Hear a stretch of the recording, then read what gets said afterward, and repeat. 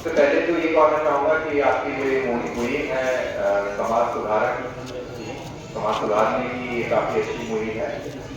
और जो शादी वाला या निकाह वाला जो चीज़ है वो तो आप सभी को इस बात को डिसाइड करना है कि आप कैसे करना चाहते हैं, क्या करना चाहते हैं।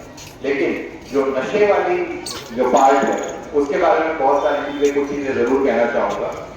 सबसे पहली चीज तो यह है, नशा जो होता है वो एक आदमी को बर्बाद नहीं करता, पूरी नस्ल, पूरी जनरेशन उसको बर्बाद कर देता है। ये एक जहर की तरह है जो एक आदमी तक सीमित नहीं रहता और ये फैलता चला जाता है।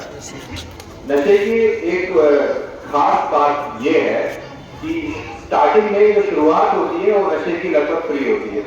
कोई दोस्त होता है जो पहली बार नशा कराता है, चाहे वो कोई भी तरह का नशा है, और बाद में उसकी लत लग जाती है, और फिर जब लत लगती है तो फिर लाख बुराइयां उससे आती है।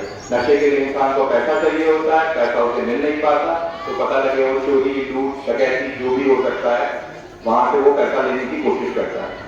अब यहाँ पे जो लोग बैठे हैं, तो देखिए नशा रोकना जितना हमारा कर्तव्य है उतना ही आप सभी का।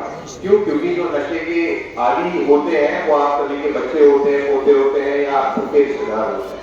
तो एक जो बहुत ही इंपॉर्टेंट चीज बन जाती है वो है ये पता करना कि क्या हमारी जान पहचान में कोई नशे का आदी बन तो नहीं रहा है या नशे की लत लग तो नहीं रही है।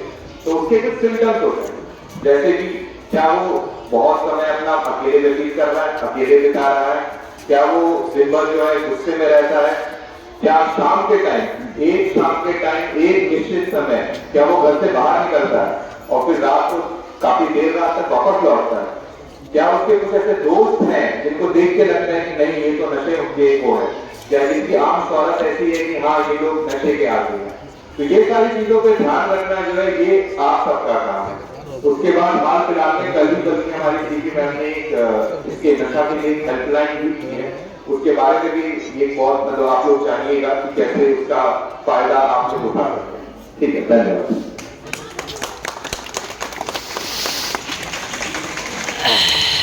सब लोग खुश रखें, साहब को कहीं जाना है जरूरी काम से। आप हजरात के मौलाना तकरीर बयानात कर रहे हैं, उनके बयानात सुने, फिर दुआ होगी, फिर इंशाल्लाह इख्तिताम होगा।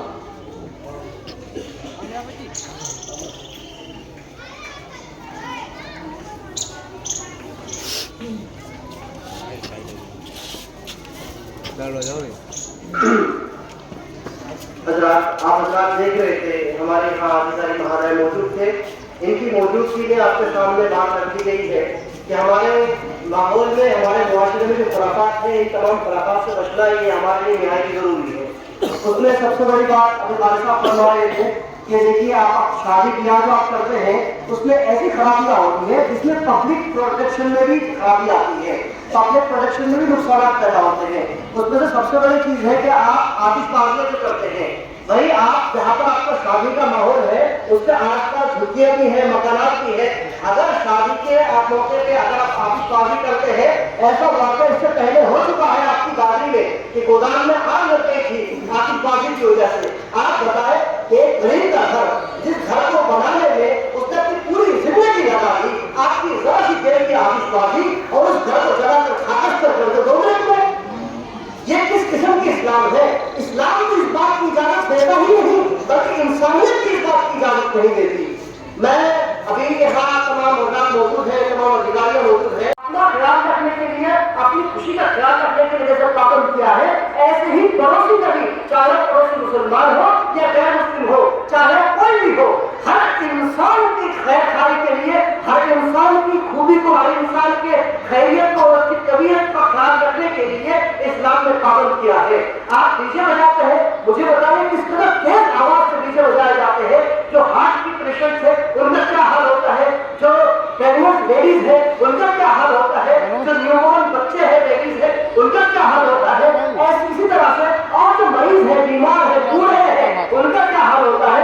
एक अच्छा खासा इंसान जो सेहतयाब है उसके सामने में इतनी तेज आवाज से डीजे बजाया जाए तो उसके अंदर तक जो हिल जाता है तो हार्ट का पेशेंट तो मरने लायक हो जाएगा। इस तरह के कई सारे वाक़या अपने इलाकों में भी और दीगर इलाकों में भी हुए हैं कि अस्पताल के आसपास तेज डीजे बजाए गए, कई मरीज मर गए उसके अंदर। क्या इस्लाम इस तरह की इजाजत देता है कि आप खुशियां मनाएं, आप अपनी शादियों की खुशियां मनाएं, अपनी खुशियों के जरिए से किसी दूसरे को नुकसान पहुंचे, किसी किसी दूसरे को दुख पहुंचाए, हरगिज नहीं, ऐसा नहीं हो सकता। मैं अभी आपके सामने हमारे स्टेप बाय स्टेप जो तकारीरें और खिताब होने वाले हैं, उस खिताब के लिए मैं दावत देने जा रहा हूँ। हमारे इस जलसे के सदर रूह रवा और जामे बाजार की जामे मस्जिद है, वहाँ के इमाम और खतीब और जमीयत उलमा दाखिल के सदर भी है जनाब हजरत मौलाना और मौलाना मुफ्ती इशफाक साहब को दावत इसलिए देता हूँ, वो आए आपके कलाम हम सभी के सामने फरमाएं।